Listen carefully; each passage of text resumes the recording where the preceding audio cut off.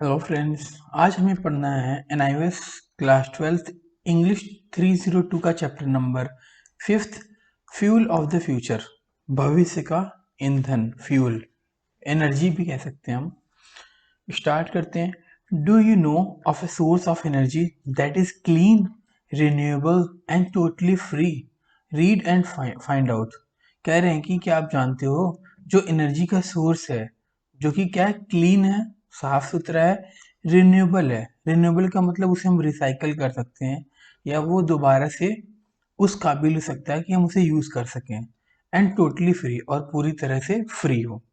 Objectives जैसा कि हम हर बार पढ़ते हैं, at the end of this lesson you will be able to. तो किस एबल होंगे हम देखते हैं। Read and understand of piece of a scientific writing. तो साइंटिफिक राइटिंग जो होता है ना, कि वैज्ञानिक लेखन है ना, उसके अंश को पढ़ना और समझना सीख जाएंगे हम। यूज ऑफ पैसिव वॉइस, तो हम पैसिव वॉइस भी सीखेंगे इसमें। मेक नोट्स, नोट्स बनाना सीखेंगे। Ask for and supply information in speech, तो भाषण में जानकारी और आपूर्ति, मतलब इंफॉर्मेशन देंगे हम उनको। Section 1 5.1, the buzzword that is clean energy, something that we can reap from nature. मतलब आज का मूल्य मंत्र क्या है, बजवर्ड क्या है, स्वच्छ ऊर्जा, मतलब क्लीन एनर्जी। ऐसा, कुछ ऐसा जिसे हम प्रकृति मतलब नेचर से प्राप्त कर सकते हैं। Something that we can reap from nature, जो कि हम नेचर से प्राप्त कर सकते हैं। And the search has led man to the sun, means solar, the wind या विंड भी कह सकते हैं हम, the tides, tidal, water, hydro and even biogas. ये कह रहे हैं कि खोज ने मनुष्य को सूरज, हवा, ज्वार, ठीक है, टिडल्स, पानी मतलब हाइड्रो, और यहाँ तक कि बायोगैस तक पहुंचा दिया गया है। मतलब क्या है, यहाँ पर सारे के सारे जो सारी की सारी बातें जो बता रहे हैं वो एनर्जी से बातें बता रहे हैं, एनर्जी से रिलेटेड बातें बता रहे हैं। जैसे सूरज क्या है, एनर्जी दे रहा है हमें, एच न्यू होता है ना, फोटॉन्स, एनर्जी देता है हमें। वाइंड मतलब हवा, है ना। टाइड्स जो वाटर का फ्लो होता है ना, टाइड उठता है। वाटर, पानी, एंड इवन बायोगैस। अब बायोगैस से भी क्या चल रहा है आजकल, गाड़ियां चल रही हैं, या इस तरह से हम समझ सकते हैं। The good news is that we in India have reasons to be proud. अच्छी खबर यह है कि भारत में हमारे पास क्या है, हमारे पास एनर्जी का बहुत बड़ा सोर्स है, जो कि हम समझेंगे। इसीलिए हम क्या मानते हैं, अपने आप को प्राउड मानते हैं। Not only do we have the world's only ministry of renewable energy resources या energy sources, but we are also the world fifth largest producer of wind energy. कह रहे हैं कि बल्कि हम पवन ऊर्जा की दुनिया में पांचवें सबसे बड़े उत्पादक भी हैं।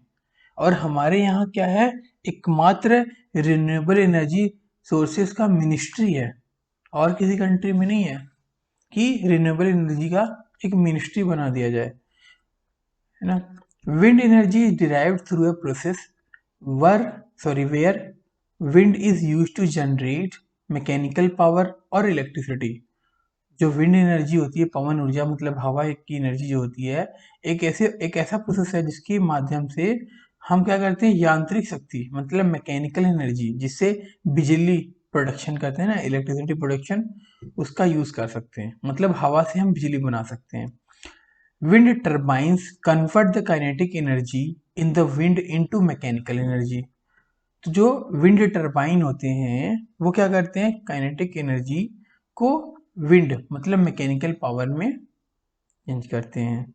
विच can B use for specific task, जो कि स्पेशल तरह के काम या किसी पर्टिकुलर काम के लिए यूज किया जा सकता है। जैसे कि ग्राइंडिंग ग्रेन और पंपिंग वाटर, मतलब अनाज को पीसना या पानी भरना। A generator converts this mechanical power into electricity, और जनरेटर क्या करता है, कन्वर्ट करता है मैकेनिकल पावर को इलेक्ट्रिसिटी में। आप यहाँ पर हिंदी भी पढ़ सकते हो। आगे चलते हैं। Since recorded history wind power has been use to move ships, grind grain and pump water. इतिहास से अगर हम देखें तो जो विंड पावर है ना, उसका यूज कहाँ करते थे हम? जहाजों को एक जगह से दूसरी जगह ले जाने के लिए, अनाज को पीसने के लिए और पानी भरने के लिए, पंप से पानी भरने के लिए। There is evidence there is evidence that wind energy was use to propel boats along the Nile as early as 5000 BC। ये कह रहे हैं कि इस बात का प्रमाण है कि 5000 ईसा पूर्व में नील नदी के किनारे नावों को चलाने के लिए पवन ऊर्जा मतलब विंड एनर्जी का उपयोग किया जाता था या किया गया था। इंटेक्स 5.1 देखते हैं हम। इसमें इंटेक्स 5.1 में 5.1 से रिलेटेड क्वेश्चन पढ़ेंगे। इसमें कह रहे हैं complete the following sentences by using a word from the passage above the each blank. जो हमने ऊपर पैसेज पढ़ा है उसका हर एक ब्लैंक में आंसर लिखना है। The passage is about of energy of the future. तो पैसेज किसके बारे में है? Energy of future. एनर्जी का सोर्स है ना, तो यहाँ पर क्या आ जाएगा? Source, SOURCE, source of energy of the future. Second, a great deal of importance is given today. A great deal of importance to given today to non polluting energy. Non polluting energy को क्या करना है? आजकल सबसे बड़ा important deal क्या है? उसको क्लीन करना। यहाँ पर क्या हो जाएगा? क्लीन करना। Some of the alternative source of clean non polluting energy are. कुछ अल्टरनेटिव सोर्सेस हैं, है ना, दूसरे ऑप्शन है क्लीनिंग के लिए नॉन पॉल्यूटिंग एनर्जी को। जैसा कि पहला क्या है यहाँ पर? द, फिर 3, 1 2 3 4 भरने में देयर आर 4 फिलअप्स। तो फर्स्ट में हम क्या कर सकते हैं? सन। सेकंड में क्या कर सकते हैं? विंड। थर्ड में हम कर सकते हैं, क्या पढ़ा था हमने ऊपर? टाइड्स पढ़ा था, ठीक है, टाइड्स। और फोर्थ में हमने क्या पढ़ा था? वाटर कह सकते हो या बायोगैस कह सकते हो या दोनों कह सकते हो। तो वाटर एंड बायोगैस। फोर्थ देखते हैं, wind energy is the. Wind energy क्या है? आगे देखते हैं, by which wind is use to generate electricity. तो इलेक्ट्रिसिटी प्रोड्यूस करने का क्या एक प्रोसेस है ना, तरीका है। तो क्या लिख सकते हैं? Process. Fifth, wind gap are use to convert the wind energy into mechanical energy. तो यहाँ पर क्या आएगा? विंड टरबाइन ही तो करते हैं ना, तो क्या आ जाएगा? Turbines, wind turbines. फिफ्थ है, subsequently a is use to convert the mechanical power into electricity. तो क्या करता है? एक जनरेटर करता है ना इसको, तो यहाँ पर क्या आ जाएगा? जेनरेटर, जनरेटर आ जाएगा। सेकंड क्वेश्चन है, when and were was wind energy first use. पहली बार विंड एनर्जी कब यूज हुआ था, कहाँ पर हुआ था? तो इजिप्ट में 5000 BC, है ना, यूज हुआ था। क्यों हुआ था? प्रोपेल बोट्स अलोंग द नील, है ना, नील नदी किनारे नावों को चलाने के लिए यूज हुआ था। सेक्शन 5.2 सेक्शन 2, है ना, सेक्शन 2 5.2 कह रहे हैं कि what has been the history of man's use to wind energy. मतलब मनुष्य द्वारा पवन ऊर्जा के उपयोग का इतिहास क्या रहा, कि पवन ऊर्जा मतलब विंड एनर्जी को कैसे यूज करते थे। Where and how is wind energy used in India.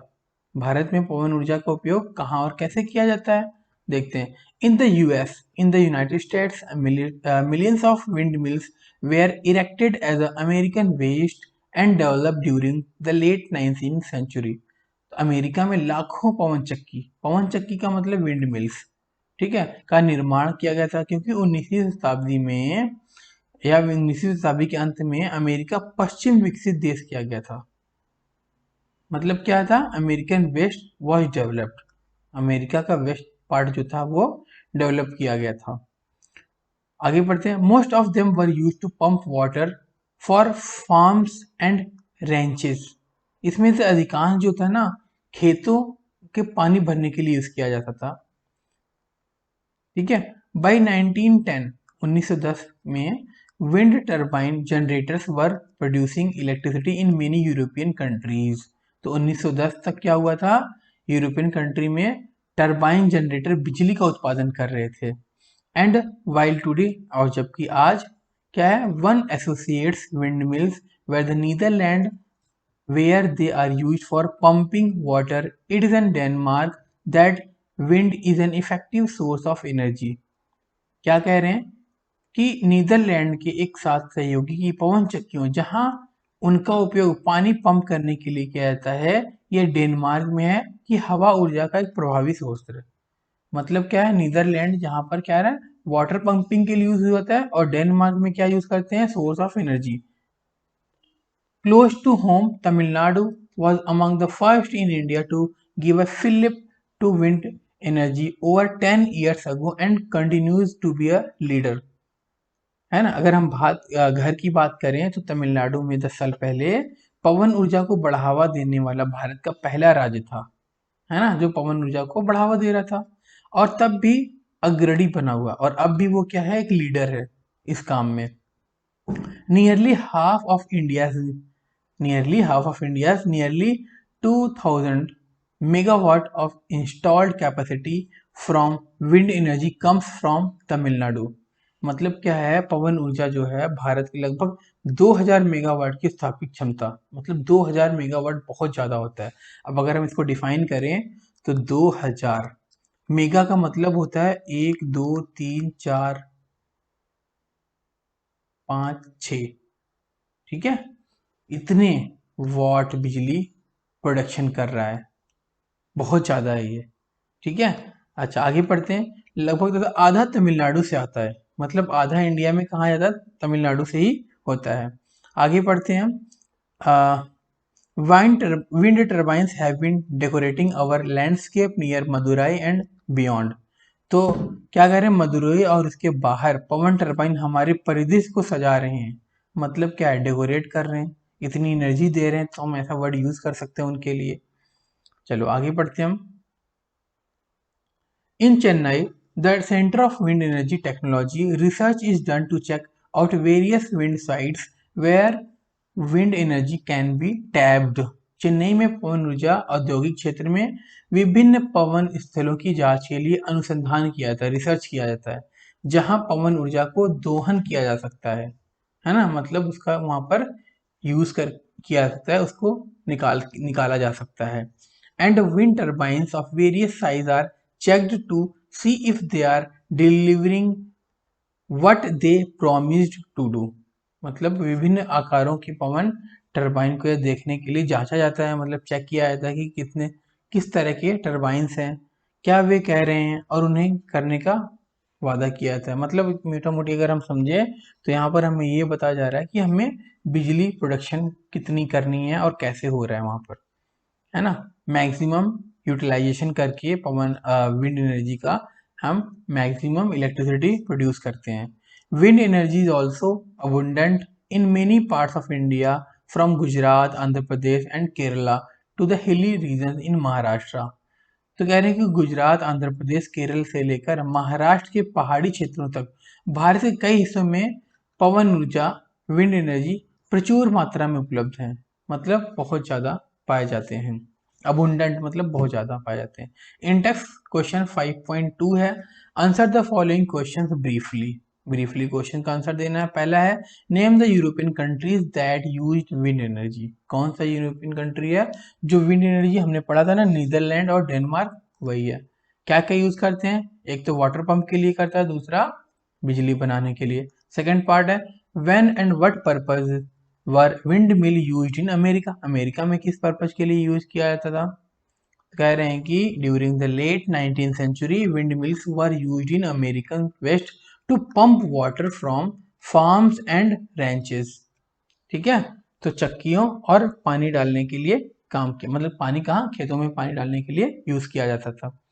Third question है name the first Indian state that used wind energy, है ना। फर्स्ट इंडियन स्टेट का नाम बताओ जो विंड एनर्जी वो यूज किया।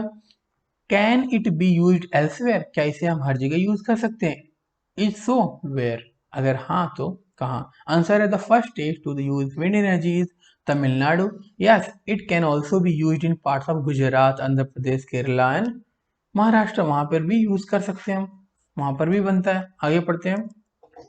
How does research help in popularising the use of wind energy. मतलब पवन ऊर्जा के उपयोग को लोकप्रिय बनाने के लिए रिसर्च को किस तरह से सहायता करता है, मतलब रिसर्च किस तरह से सहायता करता है। आंसर है it finds new sites where wind energy can be used.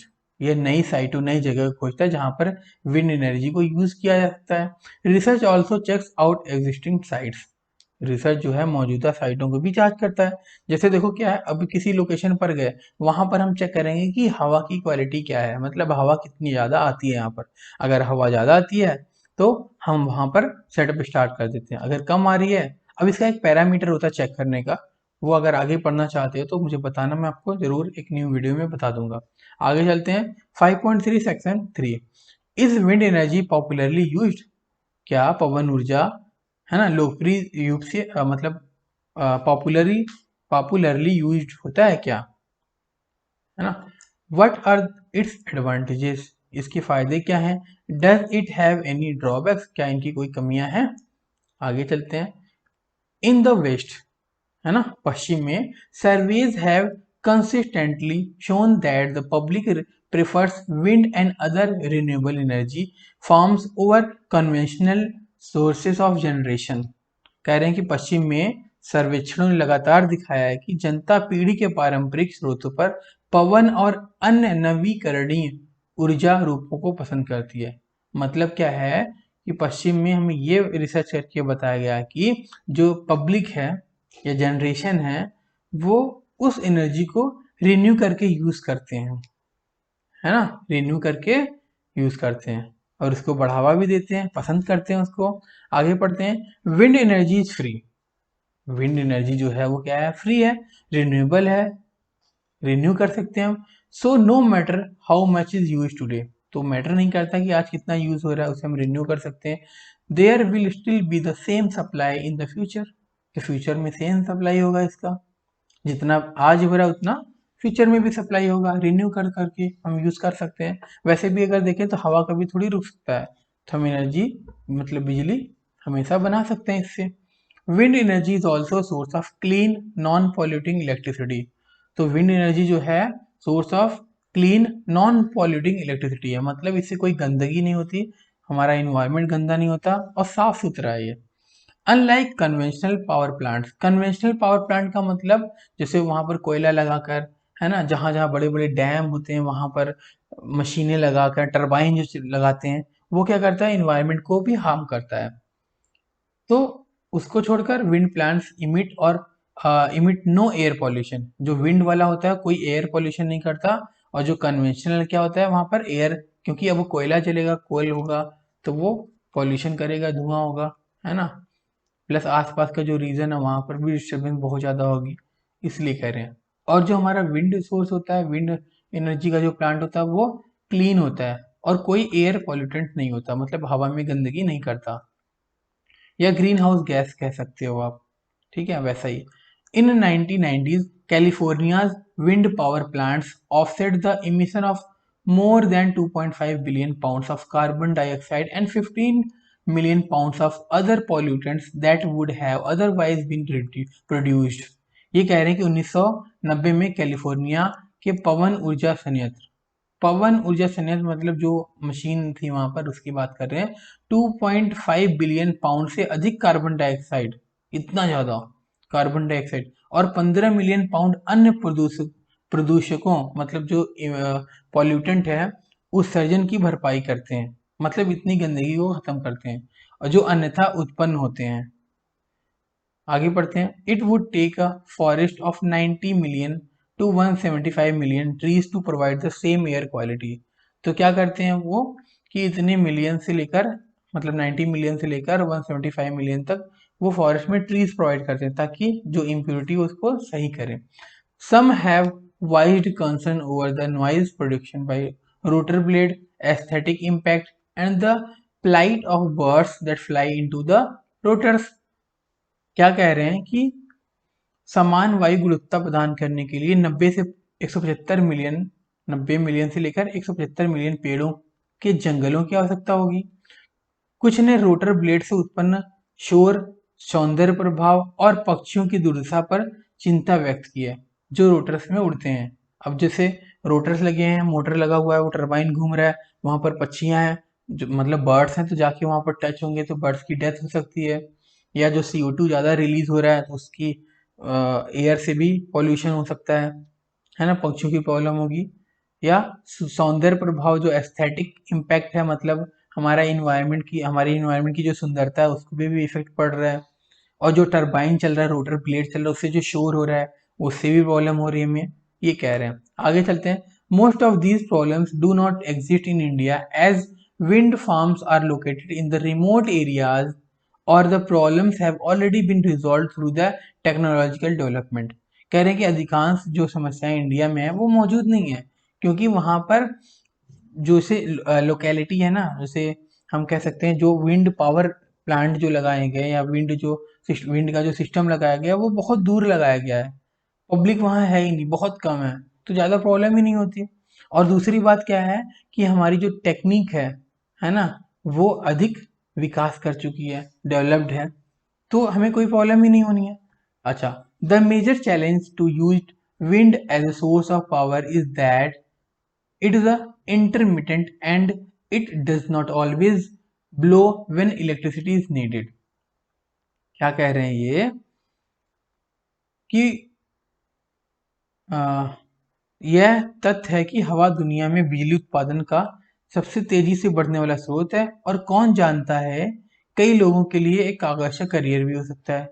मतलब अगर आप किसी इंजीनियर से मिलोगे तो बहुत सारे इंजीनियर्स ऐसे मिलेंगे आपको कि जो सोलार सिस्टम पे काम कर रहे हैं या विंड पावर प्लांट पे काम कर रहे हैं, है ना। इससे क्या हो रहा है, करियर भी बन रहा है लोगों का, है ना, क्योंकि बिजली तो सभी को चाहिए आजकल, और थोड़ी नहीं बहुत ज़्यादा चाहिए, इसलिए यहाँ पर ऐसा बताया जा रहा है। अब इससे रिलेटेड क्वेश्चन देखते हैं, इंडेक्स क्वेश्चन 5.3। फर्स्ट है, से whether the following statement true और फॉल्स। अगर ट्रू है तो उसे करेक्ट करो, फॉल्स है तो कोई बात नहीं, सॉरी ट्रू है तो ट्रू है, अगर फॉल्स है तो उसे करेक्ट करो। पहला क्वेश्चन है, people prefer conventional source of energy to wind energy.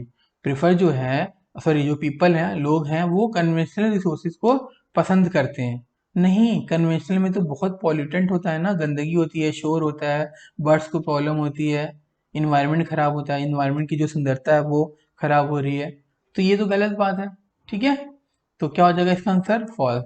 Surveys show that the public prefers wind and other renewable source, other renewable source of energy उन्हें चाहिए होती है ओवर कन्वेंशनल, मतलब कन्वेंशनल के बाद या कन्वेंशनल को छोड़कर लोगों को क्या चाहिए, रिन्यूएबल एनर्जी चाहिए, जैसे आपको सोलार कह सकते हो, विंड एनर्जी कह सकते हो, ये सारी चीजें। सेकंड क्वेश्चन है, like oil wind energy will one day be totally used up.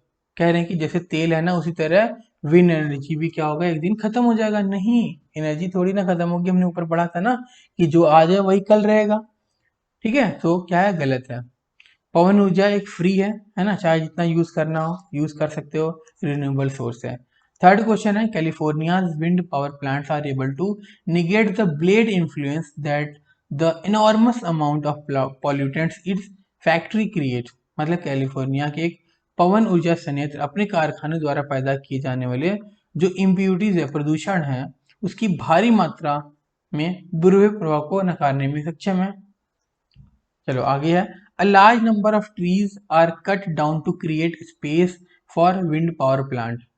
नहीं, गलत है, पेड़ काटने की तो जरूरत ही नहीं है, हम रिमोट एरिया पे लगाते हैं जहाँ पर पब्लिक ना हो, है ना, जहाँ पर कोई एनिमल या बर्ड्स ना हो, तो करेक्शन करते हैं, a large number of tree would not be, है ना, would need to be cut to lessen the harm caused by pollutants in the air in California. अच्छा, कैलिफोर्निया की बात कर रहे थे इसलिए यहाँ पर हमने क्या बताया, large number of trees would need to be cut, ठीक है, to lessen the harm caused by pollutants in the air in California. California में हवा के प्रदूषण को, है ना, नुकसान से कम करने के लिए क्या कर रहे थे हम, पेड़ों की आवश्यकता थोड़ी ना है, पेड़ तो लगाते हैं, तो यहाँ पर इसका आंसर बुक में ऐसा दे रखा था इसलिए हमने ऐसा किया। आगे चलते हैं, wind power plants operates noiselessly. Wind power जो है नॉइजलेसली, नॉइज नहीं होता, है ना, जिसको हिंदी में क्या कहते हैं, नीर होता। आगे बढ़ते हैं, करेक्शन फॉल्स है, विंड पावर प्लांट जो है प्रोड्यूस नॉइज, विंड पावर जो होता है नॉइज प्रोड्यूस करता है। नेक्स्ट है, given below are some heading, कुछ हेडिंग दिए हुए हम पढ़ेंगे, fill in the blanks against each heading with points from this section, do not write long sentence, है ना, राइट इन द फॉर्म। कह रहे हैं कि आपको हेडिंग दिया हुआ है, हेडिंग क्या है यहाँ पर, विंड एनर्जी है। आपको यहाँ पर एक फिलअप्स है, वो भरना था, मैंने ऑलरेडी भर रखा है। तो कह रहे हैं कि इसमें जो पॉइंट आपको मैच कर रहा है या जो हेडिंग है आपको उसके अकॉर्डिंग लिखना, और बड़ा करके नहीं लिखना, छोटा छोटा लिखना, पॉइंट फॉर्म में लिखना है। तो सबसे पहले क्या एडवांटेज लिखना, हमें बोला था 3 पॉइंट दिए हुए थे, वीकनेस दिया हुआ था 4 पॉइंट, और सॉल्यूशन दिया था 2 पॉइंट। तो हमने वीकनेस में जो आपके बैक पेज पर, लास्ट पेज पर इसका आंसर है, वो मैंने यहाँ पर कॉपी कर रखा है समझाने के लिए। तो पहला क्या है, क्लीन एनर्जी। क्लीन एनर्जी का मतलब नो पॉल्यूटेंट्स। दूसरा फ्री, तीसरा है रिन्यूएबल, मतलब जिसे हम रिन्यू कर सकते हैं। ठीक है, ये तो फायदा हो गया। उसके बाद करते हैं वीकनेस की। वीकनेस क्या है यहाँ पर, नॉइजी है, not good to look at, दिखने में अच्छा नहीं लगता, इल बर्ड्स, जो बर्ड्स हैं उसको बीमार करता है, इंटरमीडियंट सप्लाई है, मतलब रुक रुक कर सप्लाई, एक बार तो सप्लाई आती नहीं है ना, धीरे धीरे करके आती है। सॉल्यूशन क्या है, लोकेट इन रिमोट एरियाज में, आप क्या करो, लोकेट कर दो, मॉडर्न टेक्नोलॉजी यूज करो। ओवरऑल क्वेश्चन आ गया हमारा यहाँ पर। पहला क्वेश्चन है, name some sources of clean renewable energy. ठीक है, कुछ सोर्सेज का नाम बताओ जो क्लीन रिन्यूएबल एनर्जी है। हमने कितने पढ़े, बहुत सारे पढ़े। पहला क्या होगा, विंड हो गया, सन हो गया, टाइड्स हो गया, वाटर एंड बायोगैस हो गया। सेकंड क्वेश्चन है, what unique place does India have in relation to wind energy. मतलब क्या है, पवन ऊर्जा के रिलेशन अगर हम बात करें तो भारत का कौन सा स्थान है, कौन सा रिलेशन है। तो अभी हमने देखा था ना, बहुत अच्छा रिलेशन है, फर्स्ट है, अच्छा फर्स्ट नहीं फिफ्थ था। पढ़ते हैं आगे। India has the world's only ministry of renewable energy. India ही एक ऐसा है जहाँ पर एक मंत्रालय बनाया गया है रिन्यूएबल एनर्जी का, मिनिस्ट्री है रिन्यूएबल एनर्जी का। Also India world fifth largest producer of wind energy. क्या है, फिफ्थ है, याद रखना। थर्ड क्वेश्चन है, what are the advantage of using wind energy. Wind energy use करके क्या फायदा है। तो क्या करता है, ये सस्ता है, नॉन पोल्यूटिंग है, फ्री है और रिन्यूएबल है। फोर्थ क्वेश्चन है, what major challenge does the use of wind energy pose to man. मतलब पवन ऊर्जा का प्रयोग या उपयोग या यूज मनुष्य की कौन कौन सी बड़ी चुनौतियां हैं, है ना, चैलेंजेस है। क्या है, पहला सप्लाई इज इंटरमिटेंट है, सप्लाई लगातार नहीं, कंटिन्यूसली नहीं आएगा। क्या है, इंटरमिटेंट, रुक रुक कर आएगी, तो ये प्रॉब्लम है। नेक्स्ट हमारा, wind does not always blow when electricity is needed. मतलब क्या है, बिजली की आवश्यकता होने पर हमेशा चलती नहीं, मतलब कभी कभी चल जाए कभी ना चले, इस तरह से होता है। ठीक है, तो ये मेजर चैलेंजेस है। ग्रामर क्वेश्चन करते हैं पैसिव वॉइस। अब एक होता है हमारा एक्टिव वॉइस, दूसरा है पैसिव वॉइस। एक्टिव वॉइस जैसे हमने टेंस पढ़ा, मोडाल्स पढ़ा, नॉर्मली वो एक्टिव वॉइस में होता है। जैसे ही is doing, I am teaching, you are reading, इस तरह से, यू आर वॉचिंग। तो ये हमारा क्या है, ये एक्टिव वॉइस। आज हमें क्या पढ़ना है, इसमें पैसिव वॉइस पढ़ना है। इसमें कह रहे हैं, we use the active voice to say. हम एक्टिव वॉइस कब यूज करते हैं, व्हाट सब्जेक्ट, सब्जेक्ट जो काम करता है वो, जैसे सब्जेक्ट, जैसे ही इज रीडिंग, ही क्या है हमारा subject, you are watching, you क्या है, सब्जेक्ट है। तो सब्जेक्ट पे डिपेंडेंट होता है ना। जैसे यहाँ पर इन्होंने एग्जाम्पल दिया है, wind turbines convert the kinetic energy in wind. Wind turbine जो होता है, काइनेटिक एनर्जी को किस में कन्वर्ट कर देता है, हवा में। दूसरी बात कह रहे हैं कि सर्वेज हैव शोन, सर्वे ने हमें क्या दिखाया, that the public prefers wind energy. Public जो है विंड एनर्जी को प्रेफर कर रहे हैं। सेकेंड है, we use the passive voice to say what happens to the subject. हम यूज करते हैं पैसिव वॉइस, ये क्या बताने के लिए कि सब्जेक्ट के साथ क्या होता है, सब्जेक्ट का यूज कैसे करते हैं, सब्जेक्ट का यूज कैसे करते हैं। और जबकि एक्टिव वॉइस में क्या था, सब्जेक्ट ही तो सब कुछ था, है ना, सब्जेक्ट कहेगा तभी काम होगा। यहाँ पर क्या है, पैसिव वॉइस में अभी हमने देखा ना, what happens to the subject. Option example देखते हैं। Wind energy was used to propel boats along the Nile. तो नील नदी के किनारे नावों को चलाने के लिए पवन ऊर्जा का उपयोग किया जाता था। थर्ड है, इन the US, in the United States millions of wind mills were erected. मतलब हजारों, कह सकते हो मिलियंस का मतलब होता है 10⁶, 1 के बाद 60, इतने ज्यादा, इसको हम 10 लाख भी कह सकते हैं। तो 10 लाख विंड मिल्स खड़े किए गए हैं, मतलब लगाए गए हैं वहां पर। द पैसिवाइज, पैसिवाइज क्या है, is be, is, was, has, have या हैज बीन। क्या होता है, हैज नहीं होता, हैव बीन होता है वैसे। इज होता है, वॉज होता है, हैव बीन होता है, इट इज ही। उसके बाद plus past participle, past participle का मतलब होता है वर्ब का थर्ड फॉर्म। तो पैसिव वॉइस में आपको क्या करना है, वर्ब का थर्ड फॉर्म लगाना हर बार वर्ब का थर्ड फॉर्म लगाना। अब वर्ब के बहुत सारे फॉर्म्स होते हैं जो कि इसी चैनल पे प्लेलिस्ट है मोस्ट कॉमन मेन वर्ब, ठीक है, उसमें हिंदी मीनिंग भी है और first form, second form, third form, आप जाके वहां से पढ़ सकते हो। आगे चलते हैं हम। When we use the passive, जब हम पैसिव यूज करते हैं, हु और what causes the action is often unknown और अनइम्पोर्टेंट। जब पैसिव वॉइस की बात करते हैं तो एक्शन क्या होता है, अननोन होता है या अनइम्पोर्टेंट होता है। फर्स्ट क्वेश्चन है, फाइंड थ्री इंस्टांसेस। इंस्टांसेस का मतलब example where passive voice has been used in passage. तो तीन एग्जांपल बताओ, वहां पर ढूंढ के निकालो पैसिव वॉइस यूज किया गया है यहाँ पर। राइट डाउन द सेंटेंस, और सेंटेंस को लिखो। तो यहाँ पर मैंने तीनों सेंटेंस लिख रखा है। क्या है, so no matter how much is used. देखो यहाँ इज यूज हुआ वर्ब का थर्ड फॉर्म, ठीक है। सेकंड है मोस्ट ऑफ देयर प्रॉब्लम्स।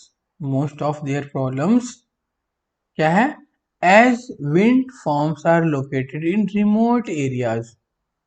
क्या है, रिमोट एरियाज है। बात समझ रहे होगे आप। चलो आगे पढ़ते हैं हम। Third, the problems have been already been resolve through technological development. तो जो प्रॉब्लम है वो रिजॉल्व कर जा चुका है, प्रॉब्लम्स को रिजॉल्व कर लिया है टेक्नोलॉजिकल डेवलपमेंट के थ्रू। सेकंड क्वेश्चन है, fill in the blanks using the passive forms of the verbs given in bracket. तो ब्रैकेट में आपको पैसिव यूज करना है। तो मैंने आपको बताया था ना, वर्ब का कौन सा फॉर्म यूज होता है यहाँ पर, वर्ब का थर्ड फॉर्म। पहला है हाउ बटर इज मेड। जो बटर होता है कैसे बनता है, कैसे बना, क्रीम चर्न। चर्न का मतलब घुमाना, है ना। तो चर्न का कौन सा फॉर्म होगा, थर्ड फॉर्म। तो चर्न का जो थर्ड फॉर्म होता है वो होता है चर्नड, और साथ में क्या आएगा, is churned, N ED, churned, ED लगा देना बस। And milk fat, milk fat क्या कहता है, कलेक्ट का क्या हो जाएगा, इज कलेक्टेड, इज कलेक्टेड। फिर है the remaining liquid is called butter milk. जो बचा रह जाता है उसको क्या कहते हैं हम, बटर मिल्क कहते हैं। The milk flat, milk fat जो होता है क्या होता है, विप। विप का जो फॉर्म्स होता है हमारा, थर्ड फॉर्म विप्ड होता है। तो हो जाएगा यहाँ पर इज, और यहाँ पर एक सिंगल पी और आएगा, मतलब डबल पी बन जाएगा और ईडी लग जाएगा, विप्ड। तो but the milk fat is whipped and the water is in it. उसके अंदर क्या होता है, वाटर होता है। इफ एनी, थ्रो, थ्रो का मतलब फेंकना होता है, और थर्ड फॉर्म होता है थ्रोन, बस एन लगा दो यहाँ पर, ठीक है। तो is throne.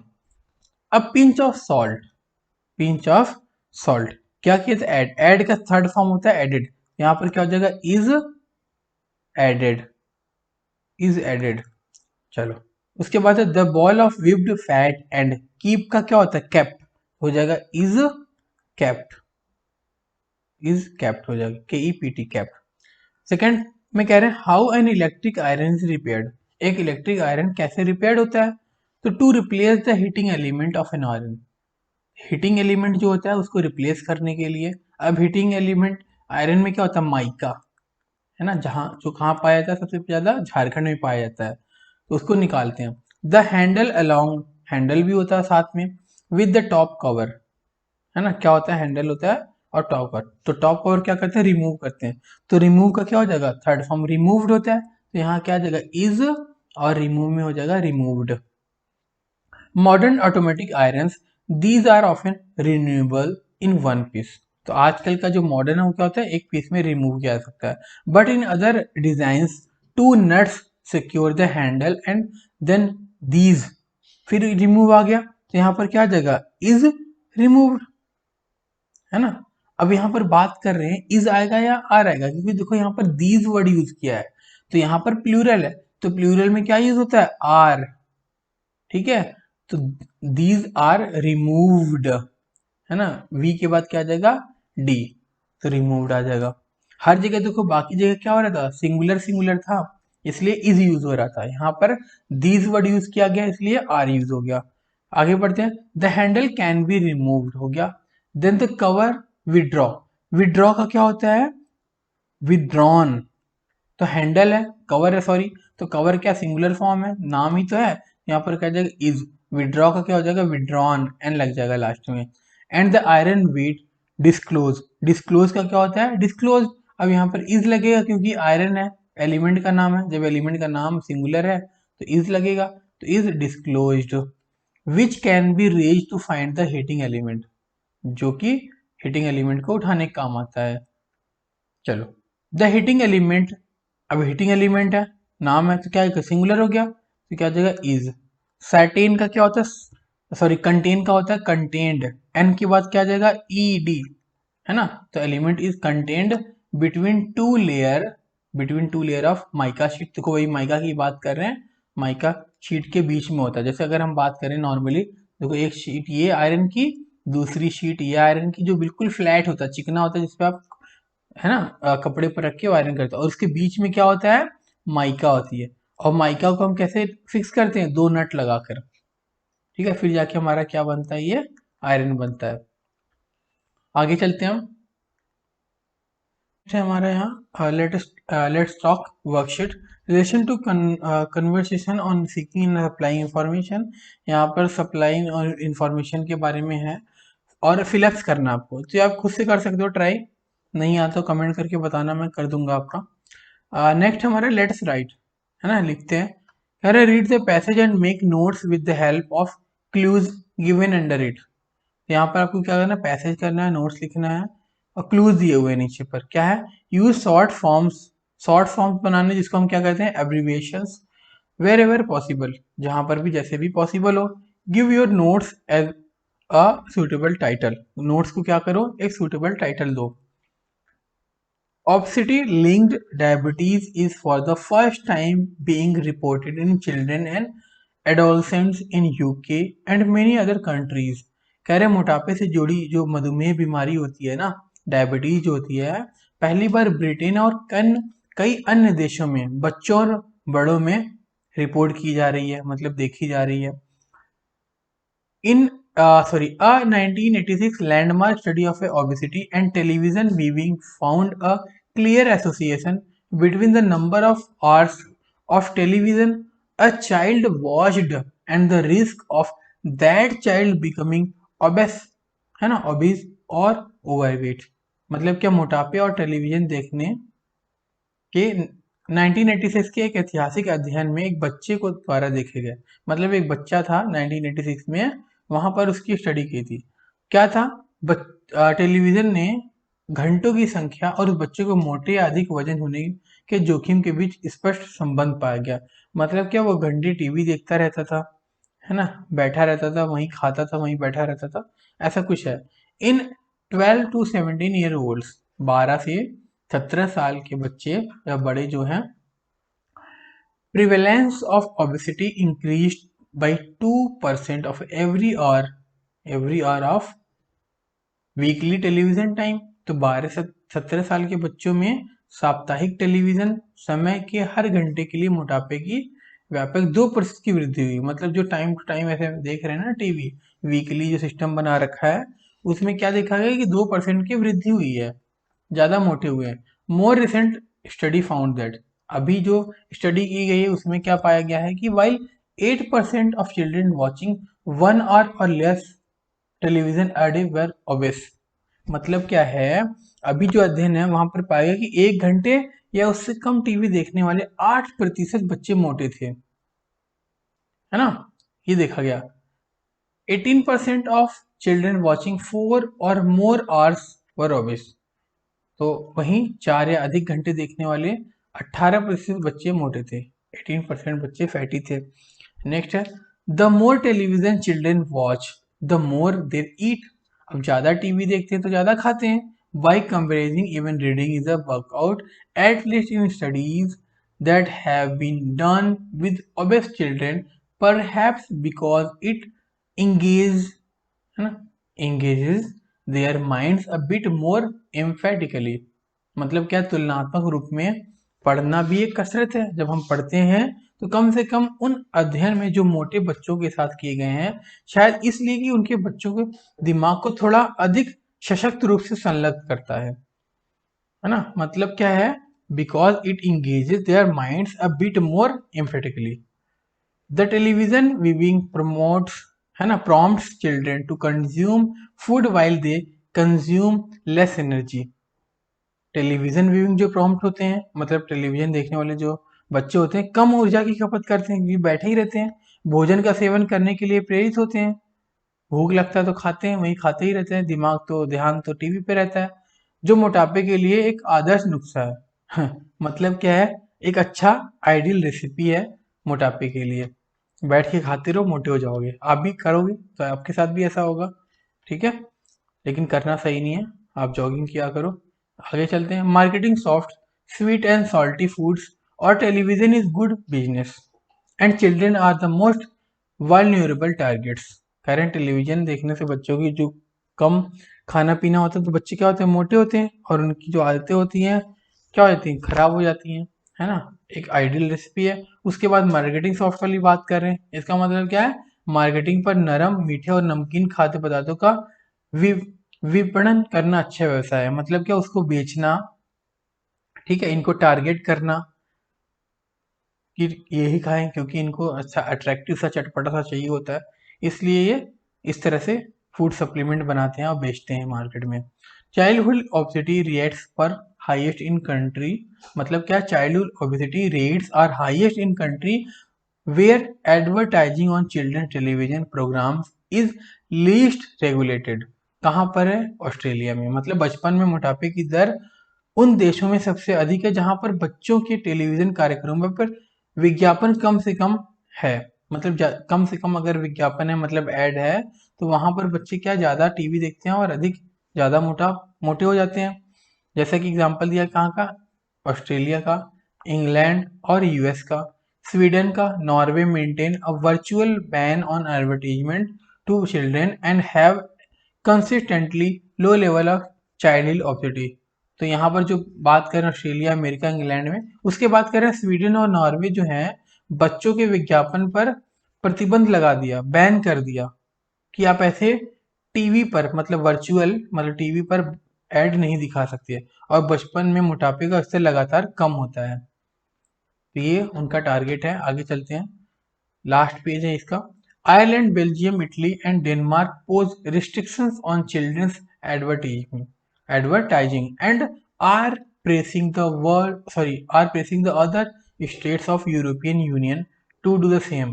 Ireland, Belgium, Italy और डेनमार्क बच्चों में विज्ञापन पर प्रतिबंध लगाते हैं और यूरोपीय संघ के अन्य राज्यों पर भी ऐसा करने के लिए दबाव डालते हैं। मतलब यूरोप में और भी जो हैं उन पे भी ऐसा प्रेशर डाल रहे हैं कि ऐसा करो। अब यहाँ पर आपको टाइटल देना है। पहला क्या, link between TV viewing obesity, आर्स कितने देर से, तो अभी आप एक्टिविटी कर सकते हो, रीजन आप खुद से दे सकते हो कि आपके वहां पर बच्चे क्या करते हैं। एडवर्टीजमेंट रेगुलेटेड जो है वो आप कर सकते हो। ये सब इतना इंपॉर्टेंट नहीं है, बुक में दिया तो करना पड़ेगा, तो कर सकते हो आप यहाँ पर। ये countries ban ads to children less obesity, Australia, ये जो हमने वहां पर पढ़ा उसी से लिखना होगा। अब उसको आप बहुत शॉर्ट में करके लिखना चाहोगे, मतलब उन्होंने बोला है कि आप ये पढ़ो, जैसे यहाँ पर पीछे चलते हैं हम, है ना। लेटेस्ट राइट, आपको बोला था कि पैसेज पढ़ो और सूटेबल टाइटल दो, उसको शॉर्ट में लिखो। तो ये हमने पैसेज पढ़ा, ठीक है, उसको शॉर्ट में आप यहाँ पर लिख के देख सकते हो, ठीक है। और मुझे मैसेज भी कर सकते हो अगर आपको समझ नहीं आया। मैसेज का मतलब आप कमेंट करो, मैं सभी का आंसर दे दूंगा। वैसे बहुत इजी, आप खुद कर सकते हो, नहीं होता तो कमेंट जरूर करना। ये जो बहुत छोटा सा चैप्टर था, चैप्टर खत्म होता है, फिर मिलते हैं नेक्स्ट चैप्टर में।